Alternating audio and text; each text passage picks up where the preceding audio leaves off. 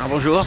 Bonjour, donc vous me posez une question sur Ségolène. Vous voulez savoir ce que je pense de sa candidature. Voilà. Alors moi je vais vous répondre non pas sur la candidature uniquement de Ségolène, mais sur l'ensemble des candidatures aujourd'hui. Parce que je pense que le problème de fond qui est complètement oublié, c'est qu'en définitive, au fond les Français, qu'est-ce qu'ils demandent? C'est d'être heureux. Bon, puisqu'ils demandent d'être heureux, si on réfléchit sur la manière avec laquelle ils peuvent être heureux, je pense que là, on s'apercevrait qu'ils ont un cœur et qu'ils sont en fait prêts à recevoir des choses qui sont crédibles. Or, la plupart des candidats aujourd'hui ne sont crédibles que dans la mesure où ce qu'ils disent touche le cœur des Français, mais pas pour rire, sérieusement. Alors les Français, qu'est-ce qu'ils demandent?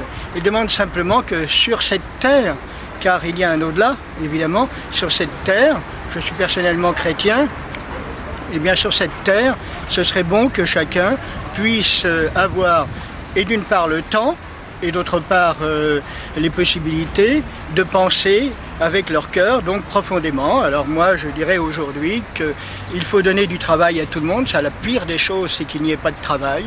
Ça, que ce soit les jeunes, que ce soit les moins jeunes, il faudrait quand même savoir que le travail est fait pour l'homme, pas l'homme pour le travail. Il faut bien comprendre la différence. Le travail est fait pour l'homme. Mais maintenant, à partir de ça, l'homme ayant du travail, il a aussi besoin de temps. Alors les 35 heures, à mon avis, c'est bête, c'est idiot. Il n'aurait jamais fallu mettre ça en place parce que sur le plan économique, ça a mis tout en l'air. Donc on peut revenir à des horaires un peu plus sérieux, mais donner tout de même du temps aux gens pour qu'ils ne soient pas esclaves du système donc de la télévision, qu'ils retrouvent du temps pour penser, pour réfléchir, car moi je leur fais confiance aux Français.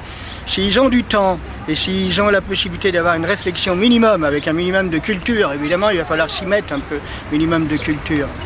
Parce qu'on ne peut pas décider de choses très sérieuses si on n'a pas un peu étudié ce que les anciens ont dit, ce que depuis 2000 ans on dit.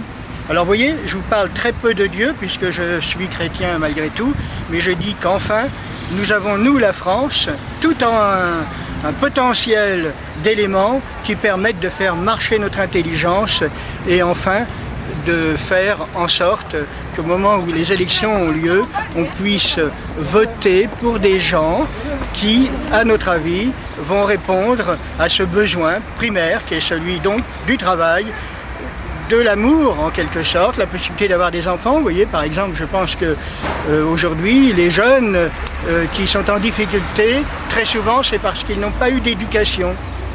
Pourquoi n'ont-ils pas eu d'éducation? Parce que leurs parents n'ont pas eu le temps de leur donner ce minimum d'éducation nécessaire.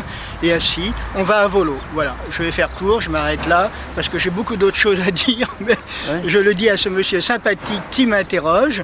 Et je pense que ni Ségolène, ni Sarkozy, ni Bayrou, peut-être que lui serait un peu plus près de certaines volontés, je dirais, nationales, ni Le Pen, ni les petits candidats, tout ça. Aujourd'hui, je n'entends pas de gens capables de dire avec bon sens ce qui serait bon pour tous les Français et pour les Européens, car je crois aussi à l'Europe. Point. Donc vous n'êtes pas décidé à voter pour le premier tour? Bien sûr que je vais voter, ça oui. C'est sûr. Moi, n'importe comment, je vais vous dire, qu'est-ce que ça veut dire voter à droite, voter à gauche? Pour moi, ça ne veut plus rien dire du tout. Et d'ailleurs, il y a bien longtemps que ça ne veut plus rien dire, et je remonterai à même avant De Gaulle, vous voyez. Je pense qu'aujourd'hui, ce qu'il faut, c'est voter bon sens.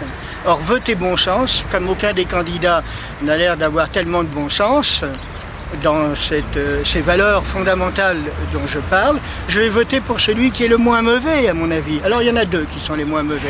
Je pense, et d'une part à Bayrou, mais hélas, je crois qu'il a peu d'expérience, et d'autre part à Sarkozy, qui a plus d'expérience.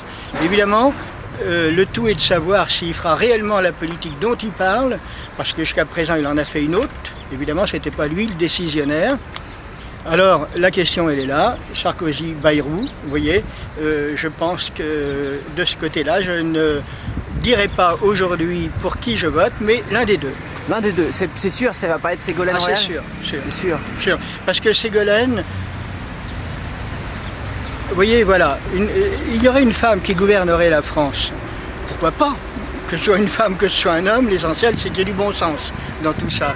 Seulement, dans la manière de faire de Ségolène, vous voyez, si moi je lui donne un tuyau, je lui dirais parlez avec le cœur, ne parlez pas ni avec votre voix, ni avec, je dirais, des convictions d'homme. Quand vous vous exprimez, on sent que il y a un défaut encore, de jeunesse peut-être, mais un défaut, c'est que vos convictions semblent être cherchées un peu partout, à droite, à gauche, et ça manque de cœur, du cœur à cœur.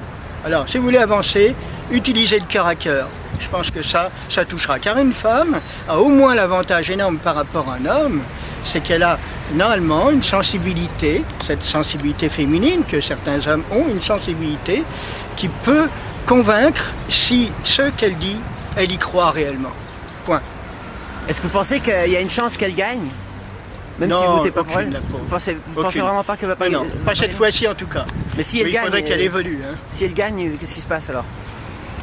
Vous savez, il n'y a pas de si, hein, on mettrait Paris en bouteille. Il est certain qu'aujourd'hui, on voit très très bien que beaucoup de Français commencent à être très sérieusement capables de se rendre compte si les candidats d'aujourd'hui sont crédibles ou pas. Et le candidat d'aujourd'hui le plus crédible, on pourrait dire en majorité, je pense que c'est Sarkozy, le deuxième c'est Bayrou. Vous voyez, tout est là, ça va se jouer à ce niveau à mon avis. Ok, merci.